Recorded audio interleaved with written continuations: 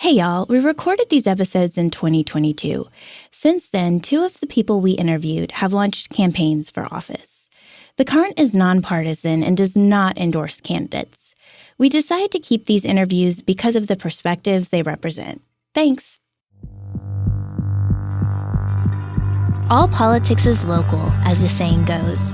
But when it comes to Lafayette, our local government can sometimes feel like it's all politics.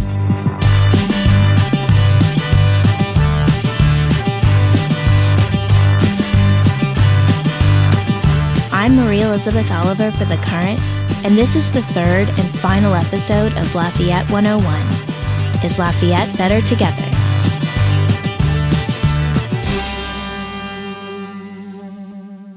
As you may have noticed from our previous episodes, it's impossible to talk about Lafayette's government without talking about consolidation.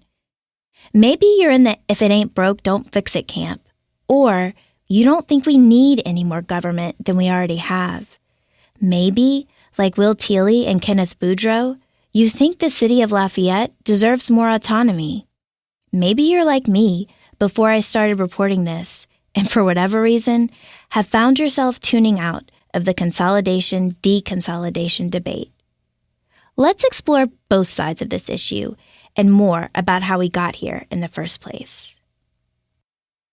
Christie Maloyed is an analyst with a PhD in politics and government. Her book, The Party is Over, The New Louisiana Politics, explores the evolution of our state and local governments.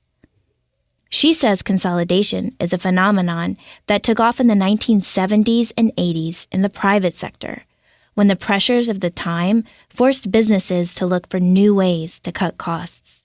As a result of that movement in the business world, chambers of commerce also introduced and advocated for the idea of consolidated government as a way to ease processes for businesses. For instance, why would you want a business to have to go to a permitting office for a parish government as well as a city government when they could just go to a one-stop shop? The idea makes sense. Cost saving and efficiency are still some of the most touted advantages of consolidation to this day. But despite its initial momentum, the philosophy of consolidation didn't sweep the nation. Why? Maloyed says it's because in general, most people like their local governments. They don't want to get rid of their mayor or city police chief. Of course, Louisiana is an outlier. There are 3 other parishes that have some form of consolidated government: Baton Rouge, Houma-Terrebonne, and New Orleans. When Lafayette passed consolidation in the early 90s, it received widespread support. Research on consolidated government has revealed significant pain points that track with some of the biggest complaints from the deconsolidation movement in Lafayette. And what we have seen in Lafayette has played out in many of the consolidated cities that exist across America, namely that following consolidation, people have tended to move out of the anchor city into outlying areas as government dollars got invested in extending infrastructure outside of the downtown core. But let's back up for a second. How exactly is Lafayette consolidated government structured? It's not as obvious as you might think. Lafayette doesn't have a completely consolidated government like in New Orleans, where the city and the parish governments are the same. Instead, Lafayette's hybrid model is only partially consolidated, meaning Lafayette, the city, shares an administration with the parish, but the other municipalities in the parish all maintain their own independent city government administrations. This imbalance is the biggest sticking point for advocates of Lafayette city autonomy. Maloyed says it's rare for a community to generate enough momentum to completely change its government structure. In Lafayette, multiple efforts to move towards deconsolidation failed pretty miserably. And although the 2018 Fix the Charter campaign succeeded, creating separate city and parish councils actually made it even more difficult for any future charter amendments to pass. 4 out of 5 on the city council have to vote in favor of the proposed amendment. 4 out of 5 on the parish council have to vote in favor of the proposed amendment. And then a majority of Lafayette Parish voters have to vote in favor of that amendment. That is a high threshold by any standard. There are two options on the table for team deconsolidation. One would involve some kind of lawsuit against the current government, which would be time-consuming and expensive. The other is more of a Hail Mary. If you had some extremely active and passionate local reformers, there is a way forward where they could collect signatures in favor of a proposed amendment, and you would have to get a percentage of city voters and people in the unincorporated areas to go along with it. My name is April Corville. I am 40 years old, and I grew up in Welch, Louisiana. Lafayette is great because it's not for a lack of people. We have so many advocates. We have so many groups that are really trying to move Lafayette forward. And our political leaders and civil servants kind of stand in our own way a lot of times. And if people really do care and they really want to retain talent, we have to start putting those people in decision-making positions to get us there. The movement for city independence hasn't quit. The Lafayette City Council created a committee in early 2021 called the Protect the City Committee to investigate how well consolidation was working for the city of Lafayette.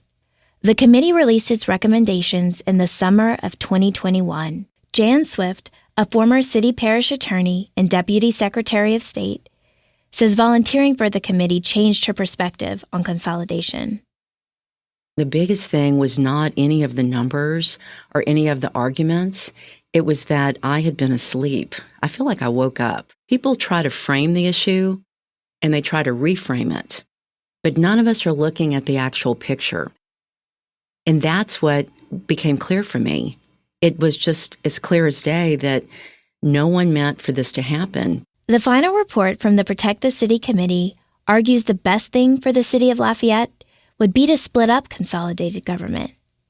The document clocks in at more than 500 pages, including an opposing argument from the current city parish administration. Swift says her time on the committee revealed one of the biggest problems with our current government, one that kept coming up during my reporting. It's confusing. Lafayette is a blur to people, whether it's the city or the parish. And so I don't know if it's a misconception or misunderstanding, but people don't realize that the city of Lafayette is still a separate entity. LCG is separate from the city of Lafayette, but we merged our functioning government. So some of the city and parish's government structures are consolidated, like the executive branch and public works. But there are still things like the police department, fire department, and utilities that remain separate city functions. As you can imagine, the rubber really hits the road when it comes to budgets. People on both sides of the debate feel like they're not getting their fair share of tax revenues. Swift maintains she's not pro-tax or an advocate for growing government, but her time on the committee led her to believe that adding a dedicated Lafayette City mayor could help fix some of this confusion. Like in the case of Andrew Godley of Parish Brewing, she believes the mayor could be a helpful touchpoint for Lafayette City-based entrepreneurs and concerned citizens. An executive branch could negotiate with the parish and advocate on behalf of the city. It would also be an office only Lafayette City residents could vote on. And whoever is in that role could focus on the problems facing the city of Lafayette, while the parish president could be dedicated to the issues of the parish. We may not always agree with everybody that's in office, but this is beyond any one person. This is about the structure of government. And so just like we can't vote for the Canadian Prime Minister, I just don't think it's fair that other people are voting for our mayor. I'd like to see this righted. The other view here is that consolidation fundamentally is fair. The Lafayette Parish Council created its own commission in July of 2021. Dubbed the City Parish Alignment Commission, it released its 5-page report just shy of a year later. The report rebutted the conclusions of the Protect the City Committee. It opposed deconsolidation and splitting the mayor-president position. However, it did throw one bone to Lafayette's independence movement, suggesting that a charter commission could be called when city residents no longer make up the majority of the parish population. And that moment is very close. As of the 2020 census, the city of Lafayette was barely above 50%. The force of these bodies is political. Neither has any legal authority. But the parish council's lack of appetite for change is a major roadblock for advocates of city autonomy. My name is Brittany Lejeune. I am 32 and I am from Baton Rouge, Louisiana. I believe in Lafayette because I feel like it's a family-oriented, friendly Southern community, and I would be really happy starting a family and working here and living my life here. And right now I'm actually working for a therapy practice in New York, writing articles for them. I feel like I could work almost anywhere from home remotely while living here. Because that's possible, I really wouldn't want to live anywhere else. Purvis Morrisson, the former mayor of Scott, served on the City-Parish Alignment Commission alongside 8 other appointed representatives of the parish, city, and unincorporated areas. Morrison said he personally thinks adding a dedicated city mayor or administrator would benefit both the city and the parish, especially the unincorporated areas. But he agrees with the commission's recommendation to keep Lafayette consolidated. I'm talking more of a thing of functional consolidation, not blowing it up, not saying, you know what, put the line in the sand and we done and let's move on. No, we could continue helping each other. We're still the same people. You know, I think people think that, you know, we're not from Lafayette Parish. You know, all of a sudden we have walls built around us, and it's not true. We still went to school with each other. We still go to church with each other. We still do things. We work with each other. You know, our children. You know, there's no lines. So those lines shouldn't be drawn through a government when we are still personable people with each other. We can't predict what's next for Lafayette's consolidated government. One thing most volunteers and elected officials can agree on is that local government is a place where almost any passionate citizen can make a difference. If you've never participated outside of the voting booth, you may be surprised what an impact you can have on your local government, especially when you understand it. I'm Maria Elizabeth Oliver, and this has been Lafayette 101.